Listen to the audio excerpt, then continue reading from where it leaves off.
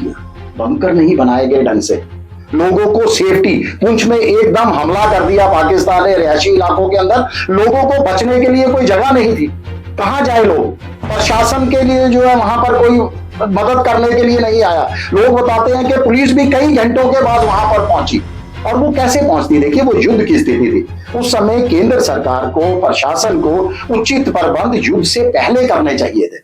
नमस्कार। भारत ने 3 दिन में पाकिस्तान को धूल चटा दी। जिस तरह से रक्षा मंत्री कह रहे हैं कि दिन में तारे दिखा दिए और रात को उजाला कर दिया। क्या इस 3 दिन के युद्ध में भारत की जीत हुई है? क्या भारत को अभी युद्ध और भी चलाना चाहिए था, ताकि जिस तरह से पहले भी ये कहते रहे अगर 1947 में 3 दिन युद्ध और चलता तो PAJK हमारा होता। क्या अभी भी 2 या 3 दिन युद्ध की और जरूरत थी, ताकि पाकिस्तान को सबक सिखाया जा सके और PAJK को वापस लिया जाए? इस पे हम चर्चा करेंगे। मेरे साथ है मनीष साहनी जी, जो अध्यक्ष है शिवसेना के जम्मू कश्मीर यूटी और लद्दाख यूटी के। आपका बहुत स्वागत है। शुक्रिया जी।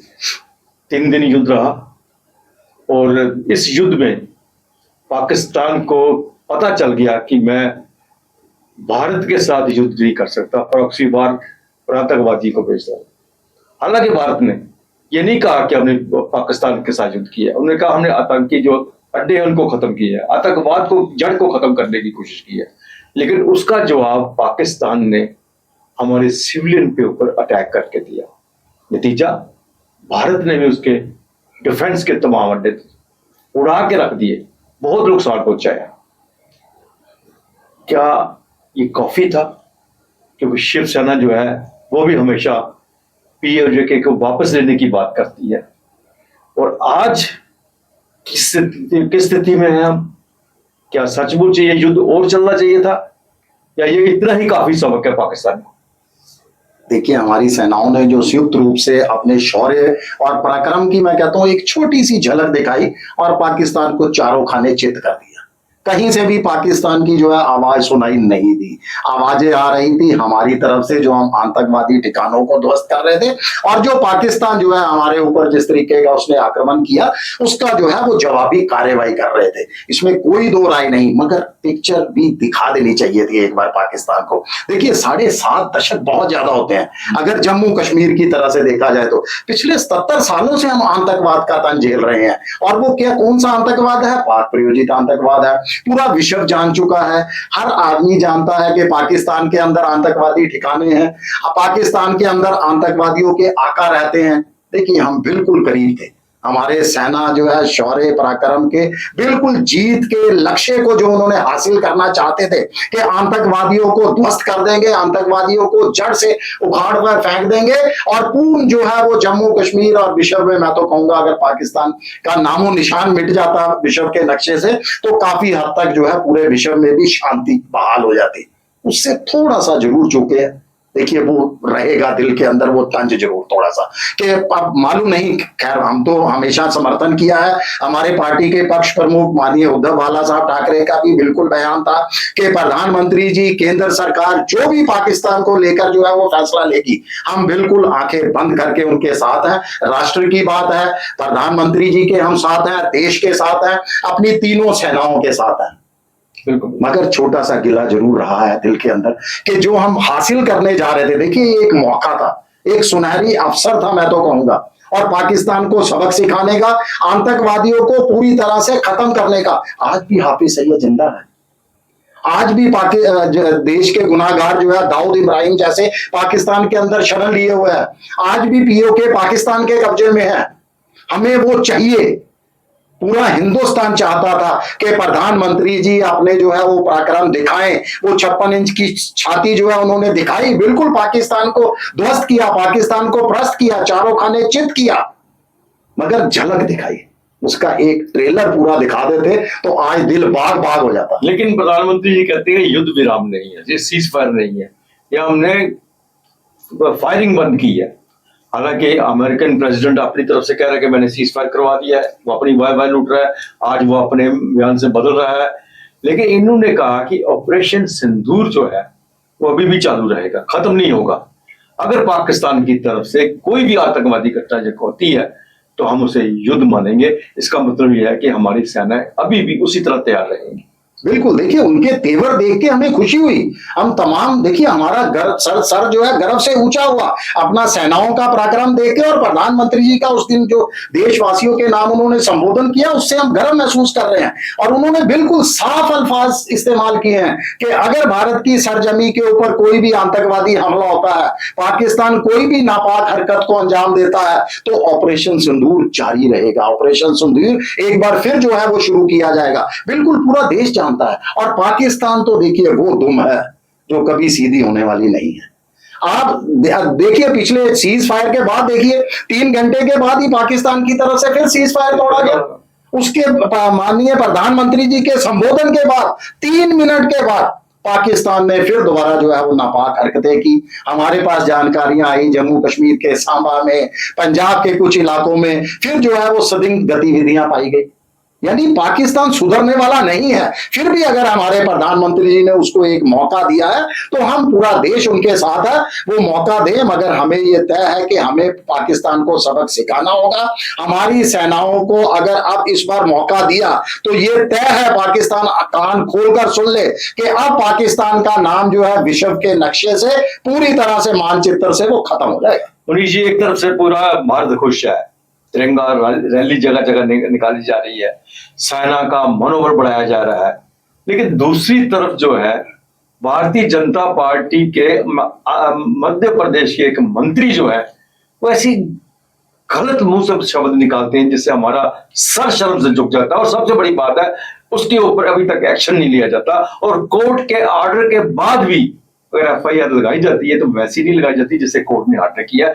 एक तरफ से हम भारतीय जनता पार्टी प्रधानमंत्री नरेंद्र मोदी की तारीफ कर रहे हैं कि उन्होंने इतना बड़ा ऑपरेशन किया, दूसरी तरफ उन्हीं के सेनानी जो कह रहे हैं अपने आप को वो ऐसे बयान दे रहे हैं।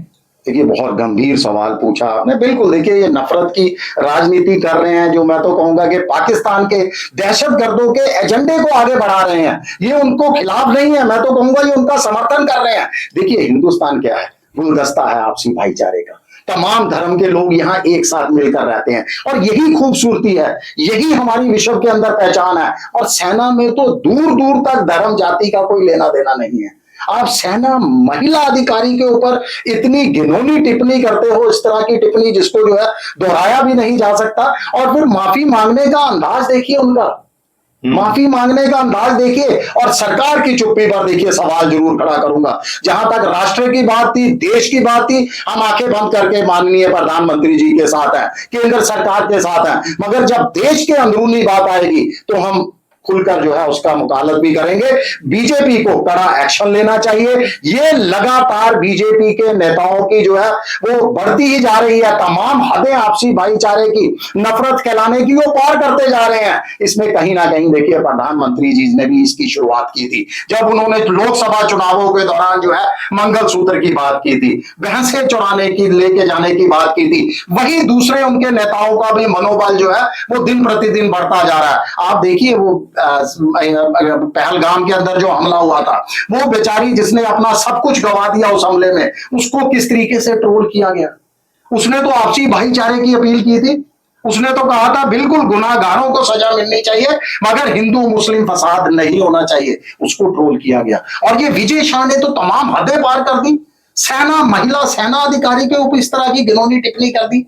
और उससे भी सबसे बड़ी बात, अगर उनकी जबान फिसल भी गई है माफी मांगने के बाद, आप बीजेपी ने उनकी तरफ से क्या एक्शन लिया? अपनी तरफ से कोई एक्शन नहीं लिया गया। वहां बिल्कुल आपने सही कहा कि माननीय न्यायालय के आदेश के बाद FIR दर्ज की गई, वो भी जो है आधी अधूरी FIR दर्ज की गई। फिर कोर्ट ने कड़ा संज्ञान लिया मगर बीजेपी ने अभी तक उसको ना तो पार्टी से निष्कासित किया है, ना ही उसको मंत्रिमंडल से बाहर किया है। संवैधानिक पद है उनका। आम मेरे जैसा कोई और नेता, आम नेता अगर कोई ऐसी बात कर दे तो फिर भी जब संवैधानिक पद पे मंत्रिमंडल पे बैठे हुए आप जो है इस तरह की बात करोगे, देखिए पूरा देश आक्रोशित है इस बात को लेकर। और तमाम जगह जो है बीजेपी के एक्शन ना लेने को लेकर जो है वो थू थू हो रही है। बीजेपी को मैं तो फिर दोबारा से अपील करूंगा माननीय प्रधानमंत्री जी से, बीजेपी के अध्यक्ष से, कि जल्द कार्रवाई की जाए, खाली रिपोर्ट नहीं मांगी जाए, उसके अगेंस्ट जो है वो कार्रवाई की जाए। लोगों का गुस्सा जो है लगातार उनके खिलाफ भड़कता जा रहा है। मनीष जी, इस चूंकि हमें पता था युद्ध होना है, जिस तरह से पहलगाम के बाद साफ तौर पे प्रधानमंत्री ने कहा कि हम घर में घुस के मारेंगे आतंकवादियों को, और पता था ये बातें हो रही है, लेकिन क्या इतना जानते हुए भी कि युद्ध हमारे सर पे है, हम अगर जम्मू कश्मीर की बात करें तो उसकी कितनी तैयारियां की हुई थी। जहां तक ब्लैकआउट की बात करें, उनके बस का बात रही। इन्होंने वो सोलर सिस्टम ऐसे लगाए हुए हैं जिन्हें बंद करने का कोई इंतजाम ही नहीं। हॉस्पिटल की बात करें तो वहां के बहुत से थिएटर बंद कर दिए गए। यहां तक मोर्चे की बात करें, जो कम्युनिटी मोर्चे जो बनाए गए थे वो भी नहीं पूरे बनाए। 9500 मोर्चे बनाने थे, 450 करोड़ रुपए का पैसा दिया गया था, वो भी नहीं था। या अगर थोड़े बहुत थे जहां लोग गए छिपे बैठे, जरा सी बारिश पानी अंदर चला गया, उनको बैठने की जगह भी नहीं मिली। क्या हमें ये तैयारी सब नहीं करनी चाहिए थी? देखिए, बिल्कुल मुझे लगता है अब युद्ध विराम हो चुका है, युद्ध खत्म हो चुका है, तो बिल्कुल अब हमें अंदरूनी जो है कमियां पेशियों के ऊपर बात करनी चाहिए, ताकि प्रशासन तक, सरकार तक ये बातें पहुंचे। देखिए, रिहायशी इलाकों को तो बिल्कुल खुला छोड़ दिया गया था, राम भरोसे छोड़ दिया गया था। आप कैसे इस तरीके के नापाक दुश्मन पर जो है एतबार कर लिया कि वो कहीं रिहायशी इलाकों, रेजिडेंशियल एरिया पर अटैक नहीं करेगा? उसका तो सबसे पहला अटैक ही रेजिडेंशियल एरिया के अंदर हुआ, जब एयरपोर्ट के आसपास के इलाके में हुआ। पुंछ में उसने जो है जिस तरीके की तबाही मचाने की कोशिश की, हालांकि इसमें कोई दो राय नहीं कि हमारी सेना ने मुंह तोड़ जवाब दिया है, वो कहीं मुंह दिखाने लायक नहीं रहा, मगर हमारा आम आदमी का नुकसान हुआ। सरकार को बिल्कुल उचित प्रबंध करने चाहिए। आप पहले दिन से देख लीजिए, जिस दिन उन्होंने मॉक ड्रिल करनी थी उससे पहले तो आपने रात को आक्रमण कर दिया। उसने भी जवाबी कार्रवाई की, या उस तरीके के उसने भी आगे से जो है कुछ जितना वो कर सकता था, अगर हमारा 100% था तो 2-4-5% तो कमजोर से कमजोर दुश्मन भी करेगा, मगर हमने बचाव के लिए कुछ नहीं किया। बंकर नहीं बनाए गए ढंग से, लोगों को सेफ्टी, पुंछ में एकदम हमला कर दिया पाकिस्तान ने रिहायशी इलाकों के अंदर, लोगों को बचने के लिए कोई जगह नहीं थी। कहां जाए लोग? प्रशासन के लिए जो है वहां पर कोई मदद करने के लिए नहीं आया। लोग बताते हैं कि पुलिस भी कई घंटों के बाद वहां पर पहुंची, और वो कैसे पहुंचती? देखिए, वो युद्ध की स्थिति थी उस समय। केंद्र सरकार को, प्रशासन को उचित प्रबंध युद्ध से पहले करने चाहिए थे। आप लगातार जो है टीवी चैनल्स पर लगातार ढिंढोरा पीट रहे थे कि अगले कुछ दिनों में भारत जो है हमला करेगा, भारत सबक सिखाएगा, आतंकवादी ठिकानों को ध्वस्त करेगा। तो उससे पहले अपनी अंदरूनी तैयारियां तो कीजिए। हालांकि युद्ध के दौरान जो है तमाम चीजें नहीं उठाई जानी चाहिए, हम भी बिल्कुल कहीं नहीं उठा रहे थे, मगर अब मुझे लगता है कि प्रशासन को ये आईना दिखाना चाहिए, सरकार को ये आईना दिखाना चाहिए। अब भी मैं तो जरूर अपील करूंगा कि जिनको जान माल का नुकसान हुआ, देखिए बहुत सारी जानें भी गई हैं, मासूम लोग, निर्दोष लोग जो है एक बार फिर मारे गए हैं पाकिस्तान की नापाक हरकतों से। उनके परिवार में एक कम से कम एक सदस्य को सरकारी नौकरी मिलनी चाहिए। बहुत सारे लोग हैं जिनका प्रॉपर्टी का नुकसान हुआ है, मकान क्षतिग्रस्त हुए हैं। यहाँ रिहाड़ी के अंदर, पुंछ के अंदर तो दर्जनों मकान है जिनको जो है बहुत ज्यादा नुकसान हुआ है। आर्थिक मदद केंद्र सरकार भी दे। हालांकि उमर अब्दुल्ला सरकार ने जो है वो बिल्कुल इस पर कड़ा संज्ञान लिया है और जो है वो सर्वे करना शुरू कर दिया है क्या क्या नुकसान है। मुझे लगता है केंद्र की तरफ से जो है सहायता आनी चाहिए, और आप पाकिस्तान के ऊपर विश्वास ना कीजिए। पाकिस्तान लगातार अपनी नापाक हरकतों को जारी रखेगा। आज भी सीज फायर का उल्लंघन हो रहा है, आज भी जम्मू कश्मीर की धरती पर जो है आतंकवादी हमले हो रहे हैं, आतंकवादी आज भी यहां पर सक्रिय हैं। बिल्कुल हम पूरी तरह से अमन बहाली चाहते हैं, आतंकवादों का सफाया चाहते हैं, और हमें सेना पर पूरा भरोसा है। मनीष जी, हमने 65 और 71 की जंग भी देखी है, और इन जंग में सबसे बड़ा रोल जो है सिविल के अंदर होता, सिविल डिफेंस का होता था। लेकिन इस बार वो सिविल डिफेंस उस तरह सक्रिय नहीं दिखाई दी। हालांकि हमने सिविल डिफेंस के बड़े इनको ट्रेनिंग करते देखा, इनको हर तरह की मीटिंगें होती रही, बुलाते रहे, होते रहे, लेकिन जरूरत पड़ने पर सिविल डिफेंस जो है, ये सब काम उस वक्त सिविल डिफेंस करते थे। लोगों में जोश होता था, लोग करते थे, लड़के आते थे बाहर, वो सब काम करते थे सिविल डिफेंस के। लेकिन इस बार सिविल डिफेंस उस तरह से नहीं दिखाई दिया। क्या जरूरी नहीं है सिविल डिफेंस को मजबूत करना? बिल्कुल मजबूत करना चाहिए। प्रशासन की कमियां हैं। आप सिविल डिफेंस की बात करने, हमने प्रशासन से अपील की कि हमारे शिवसेना के वॉलंटियर बाहर आने को तैयार हैं, मदद करने को तैयार हैं, हमें जो है वो सपोर्ट कीजिए, हमें जो है अपनी टीम साथ भेजिए, हॉस्पिटल्स की, डॉक्टर्स हो कुछ, ताकि हम जगह जगह जाके अगर कोई पाकिस्तान की गोलाबारी से किसी को नुकसान हुआ है तो हम उसकी मदद करने को तैयार हैं। मगर प्रशासन की तरफ से जो है कोई पहल नहीं इस पर की गई। बिल्कुल मॉक ड्रिल करने, क्योंकि मॉक ड्रिल जब तक इन्होंने डिसाइड किया था कि मॉक ड्रिल करेंगे पूरे देश के अंदर, जम्मू कश्मीर के हर इलाके में, मुझे लगता है कि उससे पहले ही जो है वो आक्रमण जो है एक दूसरे के ऊपर शुरू कर दिया गया, जिससे ये कुछ जो है वो कमियां जरूर रही। मैं प्रशासन से उम्मीद करता हूं कि इस पर कड़ा संज्ञान लिया जाएगा और पाकिस्तान की नापाक हरकतों को देखते हुए पहले ही तमाम तैयारियां की जाए, ताकि युद्ध के अंदर आम लोगों को किसी तरह की आर्थिक जान माल का नुकसान ना हो। जी, सबसे ज्यादा स्वर्ण अवसर जो मिला इस दौरान वो चोरों को मिला। बिल्कुल चोरियां होती रही, आपकी गाड़ियां चोरी हो गई, आपकी स्कूटी चोरी, आपके गहने चोरी हो गए, कैश चोरी हो रहा है। तो एक तरफ युद्ध चल रहा है, दूसरी तरफ कम से कम चोरों के ऊपर भी दृष्टि रखी जाए। वो सब चीजें इसी दौरान तो करते रहे। तो हम यही कहते हैं कि अभी इससे सबक सीखना चाहिए। देखिए अभी बिल्कुल युद्ध खत्म हुआ नहीं। लोगों ने आपदा में अवसर तलाशने की कोशिश की, यहां तक कि युद्ध के बाद भी। देखिए कल भी बहुत बुरा लगा, रेहाड़ी इलाके के अंदर एक बहुत महिला थी बेचारी, डेली वेजर है, उसके घर से 15, 12, 14 तोले जो है वो सोना निकाल के ले गए, दिन दिहाड़े ले गए। 4 से 5 बजे के समय के अंदर वो चोरी हुई। उसके बाद बख्शीनगर में कल भी जो है वो चोरी सुनने को अंदर मिली। देखिए पुलिस को भी अपनी ड्यूटी सतर्कता के साथ देनी होगी। पुलिस को ये ड्यूटी पुलिस की है चोरियों पर लगाम लगाना। और स्कूटी 2 व्हीलर की आप बात कर रहे हैं, मुझे लगता है आप आंखें झपकते नहीं हो। एक दुकान के अंदर जाके अभी आप सामान खरीदने की कोशिश ही करते हो, बाहर आते हो 2 मिनट बाद तो आपकी स्कूटी और मोटरसाइकिल तो गायब होता है। ये तो आम बात हो चुकी है। मैं उम्मीद करता हूं कि अपराध पर भी जो है वो अंकुश लगेगा। कहीं ना कहीं युद्ध के दौरान और इस तरीके के ऑपरेशन सिंदूर के दौरान जो है बहुत लोगों ने आपदा में अवसर तलाशने की कोशिश की और पुलिस भी जो है इस पर कड़ा संज्ञान ली। और सबसे बड़ी बात है कि युद्ध अभी खत्म नहीं हुआ, युद्ध आपके सर पे है। जो कुछ आपने अपनी कमजोरियां देखी हैं, अभी समय है कि उसे पूरा कर ले, ताकि इसके बाद फिर ऐसी स्थिति आती है तो यहाँ के लोगों को ये सब कुछ सहन ना करना पड़े। मुनीष जी बहुत बहुत धन्यवाद। शुक्रिया। नमस्कार।